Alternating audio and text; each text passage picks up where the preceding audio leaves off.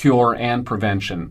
Typical Ministry of Health has to do it all, has to take care of the sick, as well as preventing the spread of diseases through the use of sanitation and health education, making the water and foods and medicine and healthcare safe. They have to do both with the exact same budget. But cure and prevention are really separate social goals, and when they're placed in that common budget of the health budget, there could be a zero-sum political game played between the two sides of the health system, where the curing people don't see themselves as in the same interest group as the prevention people. Whenever there's a dispute between the curative side of the healthcare system and the preventive side of the healthcare system, we just see this as something we see again and again, that prevention will lose these zero-sum politics. And this is an application of system dynamics modeling to try to figure out why a common budget for cure and prevention can lead to unpleasant outcomes. So we're going to be using system dynamics as a cautionary tale, something that we're just illustrating what could go wrong when we are not paying attention to aspects of our healthcare system.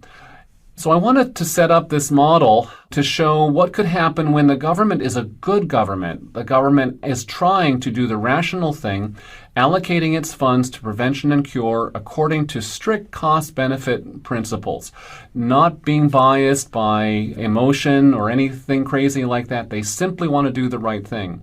We'll also have foreign NGOs in this system that are also donating their money proportionally according to rational cost-benefit strategies.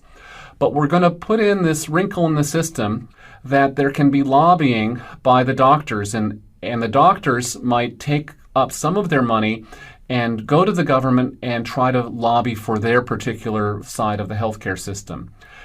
That lobbying has the potential to lead to unintended consequences, where the Ministry of Health might tilt the balance of spending away from prevention and towards cure.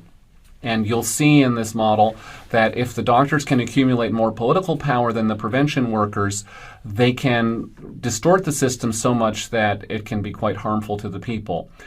How can the doctors accumulate extra power? Well, there's an asymmetry that I'll put into the model where the doctors are able to charge fees because sick people are willing to pay fees, but the prevention workers are not able to charge fees, and that's because healthy people don't really feel like paying anybody to be healthy.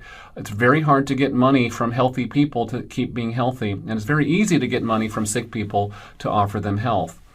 And inside that basic asymmetry, these charitable organizations and NGOs, once they inject money into the system, it simply amplifies the lobbying power of the medical lobby. And the prevention workers don't have a base in order to keep up with the prevention workers, and we see a system that can actually end up hurting the people. So let's go through a very complicated system dynamics model and show that one can break it apart and understand it and even use it in our work.